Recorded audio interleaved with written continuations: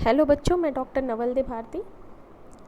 Fundamentals of horticulture का जो आपका BSc फर्स्ट सेमेस्टर का पेपर है, इसमें हम लोगों ने रिवीजन स्टार्ट किया है, जिसमें पिछले लेक्चर में हम लोगों ने हॉर्टिकल्चरल क्रॉप्स के लिए सूटेबल क्लाइमेटिक कंडीशंस के बारे में बात की थी कि किस तरह की क्लाइमेटिक कंडीशंस हॉर्टिकल्चरल क्रॉप्स के लिए सूटेबल है, उनकी कल्टीवेशन के लिए और बेहतर प्रोडक्शन के लिए एसेंशियल है। उसी के कंटिन्यूएशन में आज ये सेकेंड लेक्चर है कि किस तरह की सॉइल कंडीशंस हॉर्टिकल्चरल क्रॉप्स के लिए सूटेबल है, किस तरह की मिट्टी की दशाएं सूटेबल रहती हैं हॉर्टिकल्चरल क्रॉप्स के कल्टीवेशन के लिए। तो इसी को आज हम लोग पढ़ेंगे, क्लाइमेट के बाद सॉइल कंडीशंस को। तो चलिए one by one different soil conditions की बात करते हैं।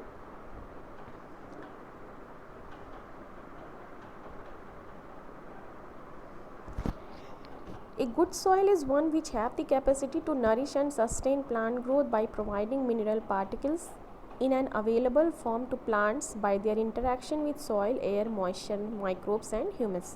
Horticultural crops के लिए जो एक बेहतर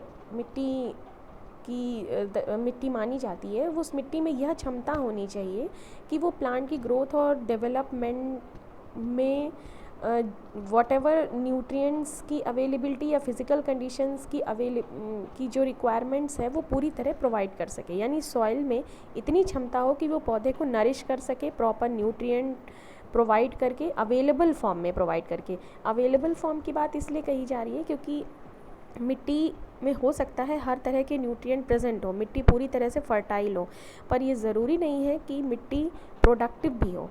सॉइल का प्रोडक्टिव होना और सॉइल का फर्टाइल होना दोनों में बहुत फ़र्क है। हम किसी सॉइल को कहते हैं कि ये पूरी तरह से फर्टाइल है, तो इसका मतलब ये है कि उसमें हर तरह के न्यूट्रिएंट्स प्रेजेंट हैं। लेकिन जब हम कहते हैं कि कोई सॉइल प्रोडक्टिव है, तो इसका मतलब ये होता है कि किसी भी पर्टिकुलर टाइप के प्लांट की ग्रोथ और डेवलपमेंट के लिए जो जो न्यूट्रिएंट्स की रिक्वायरमेंट होती है, वो सारे के सारे न्यूट्रिएंट्स ऑप्टिमम क्वांटिटी में सॉइल में अवेलेबल फॉर्म में प्रेजेंट होने चाहिए।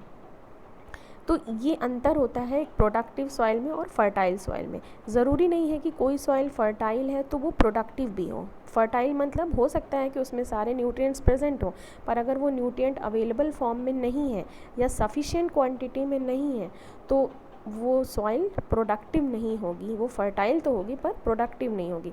तो किसी सॉइल का फर्टाइल होने के साथ साथ उसका प्रोडक्टिव होना भी ज़रूरी है, यानी न्यूट्रिएंट्स प्रेजेंट हो और साथ ही न्यूट्रिएंट्स सफिशिएंट क्वांटिटी में और अवेलेबल फॉर्म में प्रेजेंट हो। मीन्स पौधों की जड़ें उसे आसानी से एब्जॉर्ब कर सकें।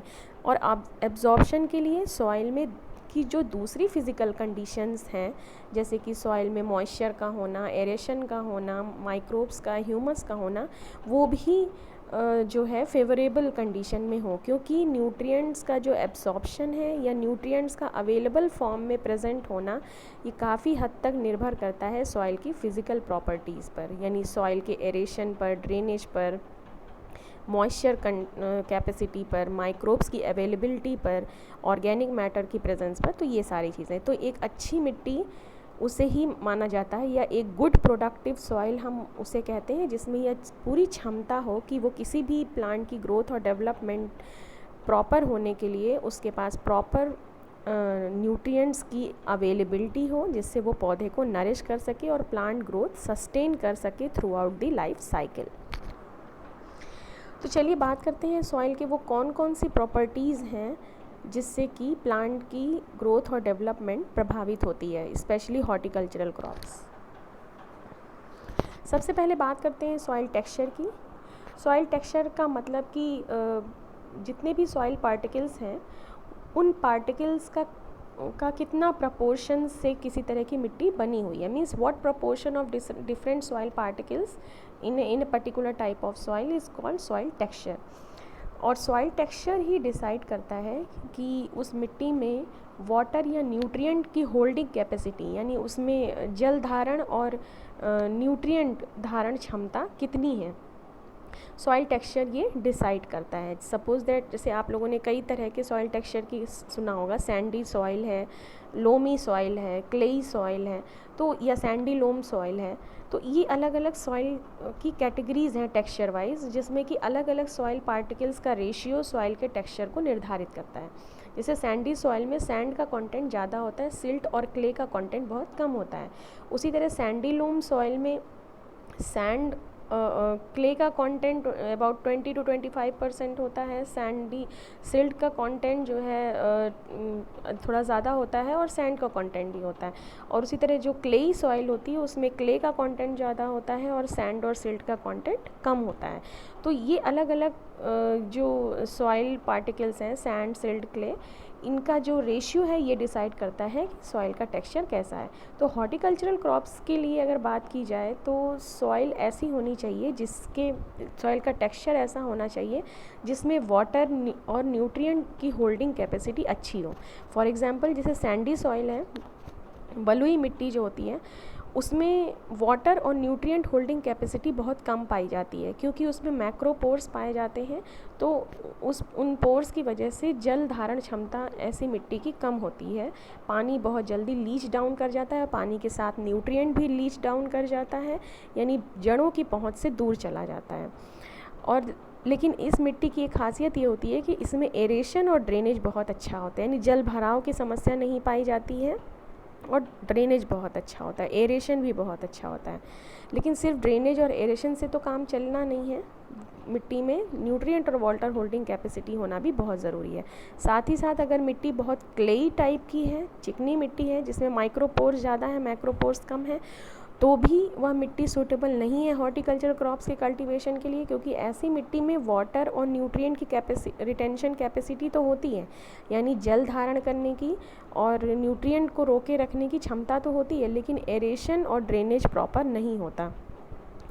प्रॉपर मतलब पानी वाटर लॉक कंडीशन रहती है तो एयर पोर्स जो है वो ख़त्म हो जाते हैं, तो वो भी सूटेबल नहीं है क्योंकि ऐसे में प्रॉपर रेस्पिरेशन नहीं हो पाता है। किनका मिट्टी में मौजूद जो भी माइक्रोफ्लोरा या फोना है, माइक्रोब्स हैं या जो भी माइक्रो प्लांट्स हैं, वो प्रॉपर रेस्पायर नहीं कर पाते, रूट एक्टिविटी नहीं हो पाती। तो इस तरह से प्योरली सैंडी सॉइल या क्लेई सॉइल जो है हॉर्टिकल्चर क्रॉप्स के लिए सूटेबल नहीं है। हॉर्टिकल्चर क्रॉप्स के लिए एक प्रॉपर प्रोपोर्शन में सैंडी लोम सॉइल को बेहतर माना गया है, क्योंकि सैंडी लोम सॉइल ऐसी सॉइल होती है जिसकी वाटर और न्यूट्रिएंट रिटेंशन कैपेसिटी भी अच्छी होती है, साथ ही साथ मिट्टी में सैंड के होने की वजह से जो है एरेशन और ड्रेनेज भी मौजूद रहता है और जिससे प्लांट की ग्रोथ और डेवलपमेंट प्रॉपर होती है। तो अगर कहीं मिट्टी सैंडी है, ये बहुत ज़्यादा, ये क्लेई है, तो मिट्टी को सुधार की ज़रूरत है। उसकी फ़िज़िकल कंडीशन को सुधार सकते हैं हम बाय एडिंग सैंड और क्ले, जो भी पार्टिकल की कमी है, या फिर ऑर्गेनिक मैटर। इससे हम सॉइल का टेक्सचर इम्प्रूव कर सकते हैं, तब हम उसमें किसी भी प्रकार की हॉर्टिकल्चर क्रॉप का कल्टीवेशन आसानी से कर सकते हैं।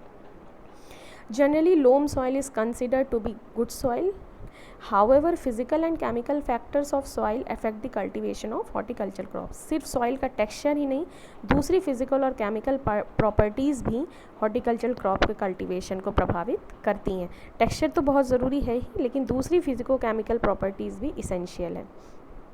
If fruit crops need porous, जैसे फ्रूट क्रॉप के कल्टीवेशन, फलों के उत्पादन के लिए जो मिट्टी चाहिए वो पोरस होनी चाहिए। पोरस इन सेंस कि प्रॉपर एरेशन होने चाहिए, उसमें पोर्स होने चाहिए, सॉइल में एरेटेड होनी चाहिए, डीप गहरी होनी चाहिए, uniformly textured soil, and the pH of soil should be with in range of 6 to 8। जो पीएच रेंज होनी चाहिए वो 6 to 8 के आसपास होना चाहिए, क्योंकि पीएच भी बहुत मैटर करता है। पीएच डिसाइड करता है कि कौन से न्यूट्रिएंट अवेलेबल होंगे, कौन से न्यूट्रिएंट अवेलेबल नहीं होंगे। पीएच ये भी डिसाइड करता है कि सॉइल की जो माइक्रोब्स हैं उनकी एक्टिविटी पर पीएच का असर पड़ता है। तो ये सारी चीज़ें जो है फ्रूट क्रॉप्स के लिए प्रॉपर होनी चाहिए। मीन्स प्रॉपर एरेशन, ड्रेनेज होना चाहिए, गहरी होनी चाहिए 2 मीटर तक, मीन्स वेल फर्टाइल और ड्रेनेज एरेशन होना चाहिए, यूनिफॉर्म टेक्सचर होना चाहिए। ऐसा ना हो कि कहीं पर सैंडी है, कहीं पर क्लेई है तो कहीं पर लोमी है, ऐसा नहीं होना चाहिए। और पीएच 6 to 8 की रेंज में होना चाहिए। 6 to 8 की रेंज में पीएच जो रेंज है, इसमें लगभग सभी फ्रूट क्रॉप्स का कल्टीवेशन आसानी से हो जाता है।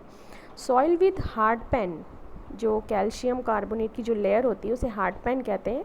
कुछ मिट्टी में कैल्शियम कार्बोनेट की लेयर जम जाती है 120 सेंटीमीटर सॉइल सरफेस से लगभग 1 से 1.5 मीटर के बीच में, क्योंकि बार बार जब हम इरिगेट करते हैं, स्पेशली जिस पानी में कैल्शियम कार्बोनेट या मैग्नीशियम कार्बोनेट ज़्यादा होता है, जब हम किसी मिट्टी में बार बार इरिगेशन करते हैं तो ये धीरे धीरे कैल्शियम या मैग्नीशियम काफ़ी हद तक एक लेयर बना लेता है सॉइल की सरफेस में लगभग 1-1.5 मीटर नीचे, और उसे हम बोलते हैं हार्ड पैन, जो कैल्शियम डिपोजिशन होता है। और ये हार्ड पैन इतना टफ़ हो जाता है, इतना हार्ड हो जाता है कि उस मिट्टी में जब हम किसी भी तरह की फ्रूट क्रॉप का कल्टीवेशन करते हैं तो जो पौधों की जड़ें होती हैं वो इस हार्ड पैन को ब्रेक नहीं कर पाती हैं, उसे तोड़ नहीं पाती हैं, जिससे जड़ें गहराई में नहीं जा पाती हैं।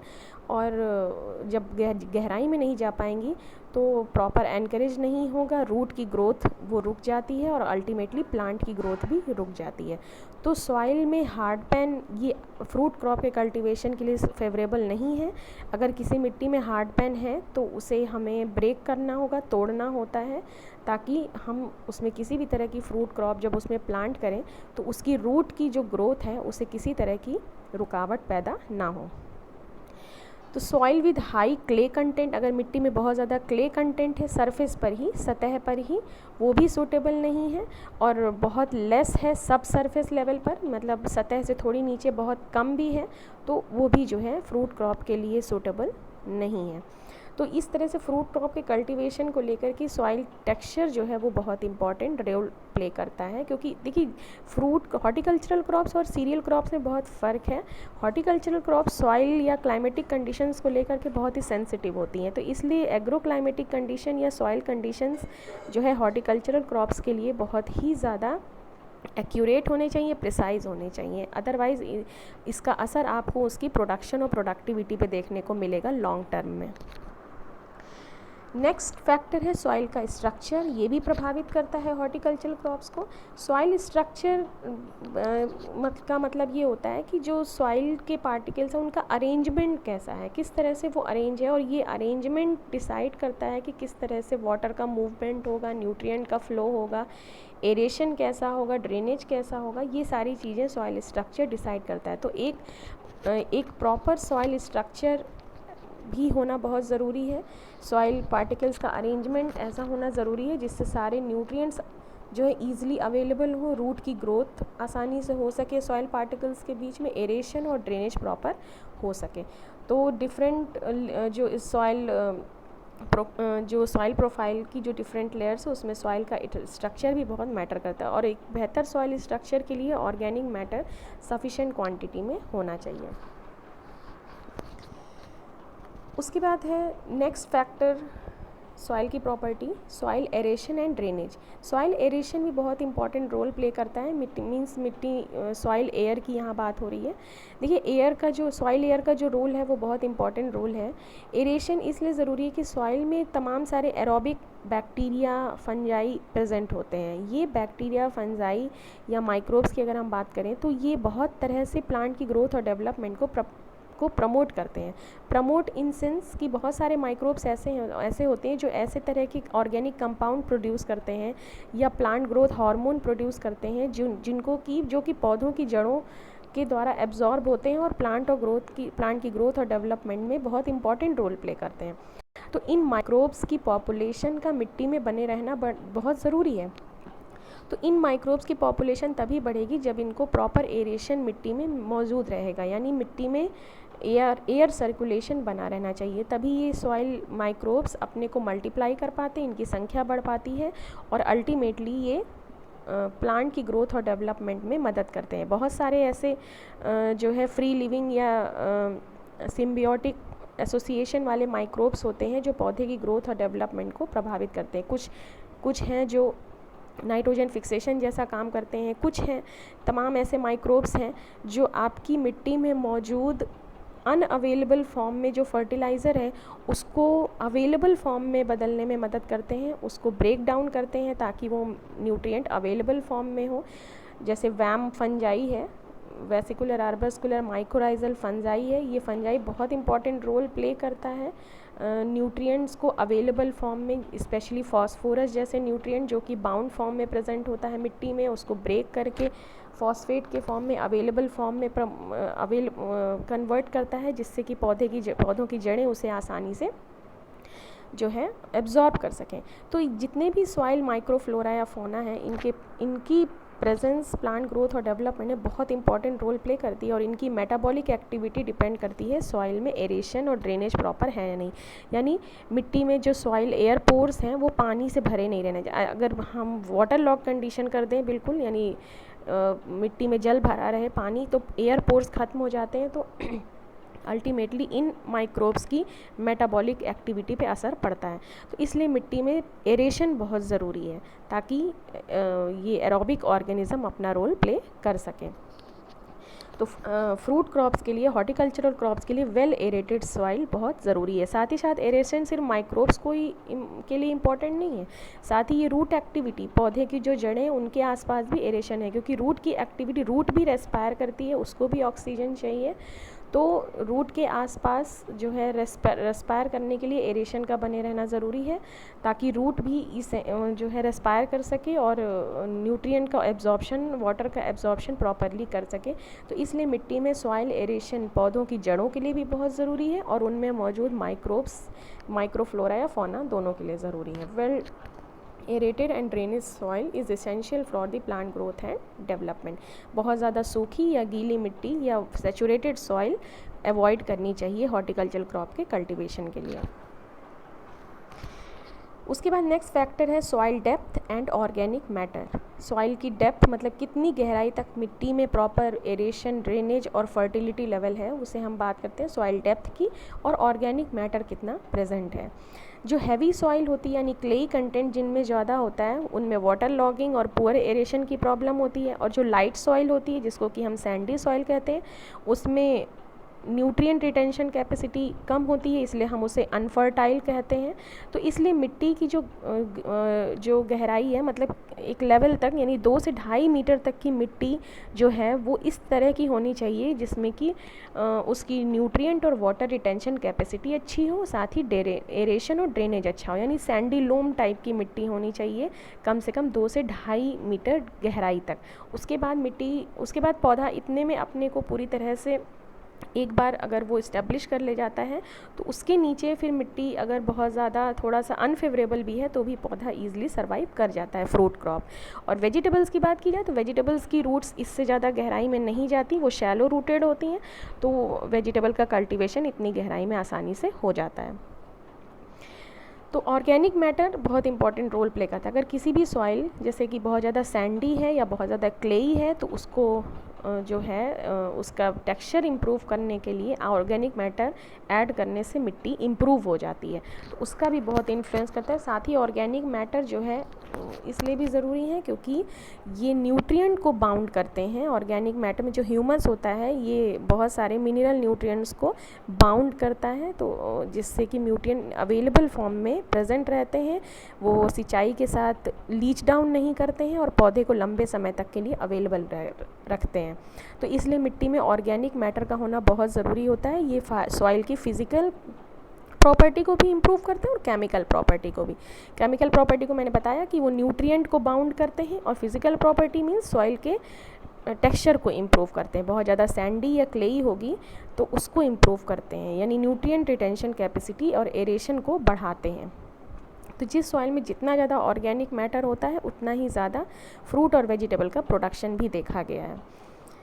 In case of horticultural crop generally required medium textured soil. Medium textured मतलब कि सैंडी लोम सॉइल बेहतर होती है। Fine and course texture soil should be avoided. बहुत ज़्यादा fine texture means clayey soil और बहुत ज़्यादा कोर्स टेक्सचर यानी सैंडी सॉइल को अवॉइड करना चाहिए। हाँ, एक चीज़ यहाँ पर ध्यान रखने वाली बात है कि जो अंडरग्राउंड वेजिटेबल क्रॉप्स हैं, जैसे कि रूट क्रॉप्स हैं, ट्यूबर क्रॉप्स हैं, इनके लिए सैंडी सॉइल बेहतर मानी जाती है, क्योंकि इसमें सैंडी सॉइल में इन फसलों के लिए रूट की या ट्यूबर की ग्रोथ के डेवलपमेंट के लिए बहुत अच्छा होता है। ऐसे में क्लेई सॉइल सूटेबल नहीं होती है, क्योंकि मिट्टी बहुत ज़्यादा हार्ड होगी, हैवी होगी, तो इनका जो अंडरग्राउंड प्लांट ऑर्गन है वो प्रॉपरली डेवलप नहीं हो पाते। तो ऐसे में सैंडी सॉइल यानी लाइट सॉइल अंडरग्राउंड वेजिटेबल्स के लिए सूटेबल होती है।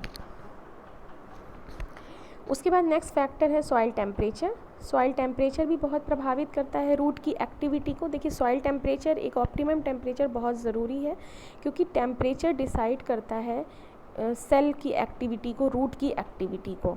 साथ ही साथ सॉइल में मौजूद जो माइक्रोब्स हैं उनकी एक्टिविटी भी सॉइल टेम्परेचर पे डिपेंड करती है। बहुत ज़्यादा सॉइल का टेम्परेचर हाई होगा या बहुत ज़्यादा लो होगा तो माइक्रोबियल एक्टिविटी वो डिले हो जाती है, रुक जाती है। फिजियोलॉजिकल एक्टिविटी माइक्रोब्स की रुक जाती है, रूट की एक्टिविटी रुक जाती है। तो एक ऑप्टिमम सॉइल टेम्परेचर बहुत ज़रूरी है। जैसे बहुत ठंडी मिट्टी होगी, कोल्ड सॉइल होगी, तो केमिकल और बायोलॉजिकल एक्टिविटी यानी सॉइल माइक्रोब्स की जो एक्टिविटी है, साथ ही न्यूट्रिएंट की अवेलेबिलिटी, एब्जॉर्प्शन की जो एक्टिविटी मिट्टी में हो रही है वो स्लो डाउन हो जाएगी। न्यूट्रिएंट की अवेलेबिलिटी जैसे नाइट्रोजन, फॉस्फोरस, सल्फर, कैल्शियम, ये सब बहुत स्लो एब्जॉर्ब होते हैं, धीरे धीरे पौधा फिर इनको एब्जॉर्ब करता है। तो मिट्टी बहुत ठंडी नहीं होनी चाहिए। बहुत सारी सॉइल माइक्रोब्स में जो उनकी फिजियोलॉजिकल एक्टिविटी जैसे नाइट्रिफिकेशन, जो नाइट्रीफाइंग बैक्टीरिया है, नाइट्रोजन फिक्सेशन का जो काम करता है, वो एक पर्टिकुलर ऑप्टिमम टेम्परेचर पर होता है। अगर वो टेम्परेचर जो है ऑप्टिमम नहीं होगा तो ये नाइट्रिफिकेशन एक्टिविटी होगी नहीं। तो जैसे नाइट्रिफिकेशन जो है वो 4 डिग्री सेंटीग्रेड पर स्टार्ट नहीं होगा, है ना। तो for successful growth of horticulture crop soil temperature जो देखा गया है वो देखा गया है 26 to 36 डिग्री सेंटीग्रेड की रेंज में। मतलब 26 to 36 डिग्री सेंटीग्रेड सॉइल का टेम्परेचर होना चाहिए, जिसमें सभी तरह के microbial activity, root activity properly हो सके, न्यूट्रिएंट का एब्जॉर्प्शन और ये सारी चीज़ें, हार्मोनल एक्टिविटी सब प्रॉपर हो सके। तो बहुत लो टेम्परेचर पर सॉइल माइक्रोब्स या रूट एक्टिविटी रुक जाती हैं। उसके बाद नेक्स्ट फैक्टर है सॉइल फर्टिलिटी। मैंने अभी बात की है सॉइल फर्टिलिटी की, कि सॉइल में जितने भी न्यूट्रिएंट्स हैं वो मौजूद होने चाहिए, अवेलेबल फॉर्म में होने चाहिए, प्रोडक्टिव होने चाहिए। तो ये सॉइल फर्टिलिटी डिपेंड करता है न्यूट्रिएंट जैसे कि नाइट्रोजन, फॉस्फोरस, जितने भी माइक्रो न्यूट्रिएंट्स हैं, मैक्रो न्यूट्रिएंट्स हैं। मैक्रो न्यूट्रिएंट्स में प्राइमरी सेकेंडरी न्यूट्रिएंट्स हैं, जैसे NPK है, कैल्शियम, मैग्नीशियम, सल्फर, ये सब इंपॉर्टेंट एलिमेंट हैं। ये ज़्यादा क्वांटिटी में होने चाहिए, क्योंकि ज़्यादा क्वांटिटी में इनकी रिक्वायरमेंट होती ग्रोथ और डेवलपमेंट के लिए। और तमाम सारे ऐसे न्यूट्रिएंट्स हैं, माइक्रो न्यूट्रिएंट्स, जो कि पौधे की फिजियोलॉजिकल एक्टिविटी में इंपॉर्टेंट रोल प्ले करते हैं। इनका अमाउंट एक कम अमाउंट ही है, लेकिन सारे माइक्रो न्यूट्रिएंट जो है प्रेजेंट होने चाहिए। तब एक फर्टाइल सॉइल का फर्टाइल होना बहुत ज़रूरी है, यानी उसमें सभी इसेंशियल न्यूट्रिएंट्स जो है वो प्रेजेंट होने चाहिए। सिर्फ फर्टिलिटी ही नहीं, उसकी प्रोडक्टिव होना भी बहुत ज़रूरी है, यानी ये सारे के सारे न्यूट्रिएंट्स अवेलेबल फॉर्म में प्रेजेंट होने चाहिए। और अवेलेबल फॉर्म में प्रेजेंट होने के लिए मैंने भी बताया कि सॉइल की फ़िज़िकल कंडीशन जैसे कि एरेशन, ड्रेनेज और टेक्सचर, ये इंपॉर्टेंट है। सॉइल की केमिकल कंडीशन यानी उसका pH है ना। और जो है सॉइल का pH या सॉइल में जो टेम्परेचर है, ये सारी चीज़ें प्रॉपर होनी चाहिए, तब एक फर्टाइल सॉइल, प्रोडक्टिव सॉइल बन जाती है। उसके बाद है सॉइल रिएक्शन यानी soil pH। Soil analysis is important to find out the chemical composition of the soil. देखिए सॉइल pH बहुत इंपॉर्टेंट रोल प्ले करती है। बहुत ज़्यादा लो एल्कलाइन या एसिडिक सॉइल होगी या कम या ज़्यादा pH का होगा तो कुछ न्यूट्रिएंट की अवेलेबिलिटी वो हैम्पर करती है। जैसे एक सेफ pH रेंज है 6 to 8 हॉर्टिकल्चरल क्रॉप्स के लिए, है ना। Some soils are problematic for crop plant growth like saline and alkaline soil. Saline बहुत ज़्यादा 8 से अबव अगर pH हो जाता है, बहुत ज़्यादा एल्कलाइन सॉइल हो जाती है, तो प्लांट की ग्रोथ और डेवलपमेंट नहीं हो पाती है। और बहुत ज़्यादा एसिडिक सॉइल होती है तो भी प्लांट की ग्रोथ और डेवलपमेंट हैम्पर करती है। एल्कलाइन सॉइल कंसनट्रेशन में एल्कलाइन सॉइल में जो सोडियम सॉल्ट का कंसंट्रेशन है वो 0.1% के अबव हार्मफुल होता है। एल्कलाइन सॉइल में बोरॉन जैसे इंपॉर्टेंट एलिमेंट की वो डेफिशिएंसी देखी गई है ना। और एसिडिक सॉइल में भी बोरॉन अनअवेलेबल रहता है, यानी सॉइल अगर बहुत एल्कलाइन है यानी pH 8 से अबव है या 6 से बिलो है तो बोरॉन की डिफिशियंसी आपको पौधे में देखने को मिलेगी। इसी प्रकार से आयरन की अवेलेबिलिटी भी एसिडिक सॉइल में कम हो जाती है और कैल्शियम और मैग्नीशियम की डेफिशिएंसी हो जाती है। अक्सर ये देखा गया है कि जो एल्कलाइन सॉइल होती है वहाँ माइक्रो न्यूट्रिएंट की अवेलेबिलिटी कम हो जाती है और जो एसिडिक सॉइल होती है वहाँ पर मैक्रोन्यूट्रिएंट की अवेलेबिलिटी कम हो जाती है। तो एक प्रॉपर पीएच रेंज भी बहुत इंपॉर्टेंट है ताकि हॉर्टिकल्चरल क्रॉप्स का ग्रोथ और डेवलपमेंट हो सके। तो जो प्रॉपर पीएच रेंज मानी गई है वो 6 to 8 के आसपास, जिसमें आप हर तरह की हॉर्टिकल्चरल क्रॉप का कल्टीवेशन कर सकते हैं। उसके बाद लास्ट फैक्टर है soil salinity. Soil salinity means soil में सॉल्ट का कॉन्सेंट्रेशन जब ज़्यादा होता है तो हम इसमें भी थोड़ा सा pH अबव टू 7 होता है। तो ऐसी मिट्टी जिसमें अगर हम pH को नहीं जो है उसको सुधार सकते हैं, इम्प्रूव कर सकते हैं, तो हम ऐसा नहीं है कि हम ऐसी मिट्टी में हॉर्टिकल्चर क्रॉप का कल्टीवेशन नहीं कर सकते। बहुत सारी ऐसी हॉर्टिकल्चर क्रॉप हैं जो कि सॉल्ट टॉलरेंट हैं, तो ऐसे सॉल्ट टॉलरेंट है, तो उनको हम इन मिट्टियों में जो है कल्टीवेट आसानी से कर सकते हैं। और बहुत सी क्रॉप ऐसी हैं जो सॉल्ट सेंसिटिव हैं, तो हमें जो हाई पीएच या सलाइन सॉइल है उसमें उनके कल्टीवेशन को रोकना चाहिए। जैसे सॉल्ट टॉलरेंट क्रॉप है, जैसे सलाइन सॉइल है, तो सलाइन सॉइल में आप जिन फ्रूट क्रॉप का कल्टीवेशन आसानी से कर सकते हैं वो है डेट पाम, फालसा, सपोटा, फिग, अंजीर, ग्रेप, आंवला, वुड एप्पल, बेर, potato, sweet potato, watermelon etcetera. ये सब सॉल्ट टॉलरेंट है, यानी मिट्टी अगर आपकी सलाइन है तो उस मिट्टी में आप सक्सेसफुली इन फसलों का कल्टीवेशन कर सकते हैं। कुछ फसलें हैं जो मॉडरेट सॉल्ट टॉलरेंट है, यानी थोड़ा बहुत सॉल्ट है तो वो टॉलरेट कर सकती हैं, एक्सेसिव सॉल्ट कंटेंट को टॉलरेट नहीं कर सकती। जैसे पोमग्रेनेट है, ग्रेप फ्रूट, लेमन, एप्पल, पियर, प्लम, बीन्स। ये मॉडरेटली अगर सॉइल में सॉल्ट कंटेंट है तो ये उसको टॉलरेट कर लेती हैं। सिमिलर उसी तरह cucumber, brinjal, garlic, radish, pea, tomato, turnip भी। लेकिन कुछ फसलें ऐसी हैं हॉर्टिकल्चर क्रॉप्स जो सॉल्ट सेंसिटिव हैं, जैसे orange, peach, avocado, strawberry, asparagus, beetroot, cabbage, cauliflower, पालक, लीक, लेट्यूस, ये सारी जो वेजिटेबल्स हैं ये सॉल्ट सेंसिटिव हैं, यानी सलाइन सॉइल होगी तो आप इनका कल्टीवेशन नहीं कर सकते। तो इसलिए ये भी हमारे पास जानकारी होनी चाहिए कि कौन सी फसलें जो है सैलिनिटी को टॉलरेट कर सकती हैं, कौन सी नहीं, तो उस अकॉर्डिंग हम क्रॉप की भी चॉइस करेंगे मिट्टी को ध्यान में रखते हुए। तो ये जो है सारी फैक्टर्स सॉइल के हैं जो कि हॉर्टिकल्चरल क्रॉप के कल्टीवेशन को अफेक्ट डालते हैं, तो इसकी नॉलेज भी होनी ज़रूरी है। तो अगर इस टॉपिक से रिलेटेड किसी तरह की कोई क्वेरी है तो आप कमेंट बॉक्स में पूछिएगा।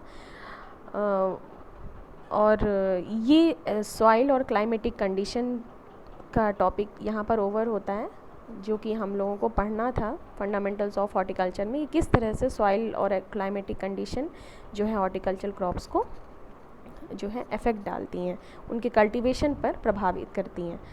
उसके बाद इस नेक्स्ट टॉपिक में हम लोग प्रोपोगेशन स्टार्ट करेंगे। इससे रिलेटेड कोई क्वेरी हो तो आप लोग ज़रूर पूछिएगा। Thank you very much.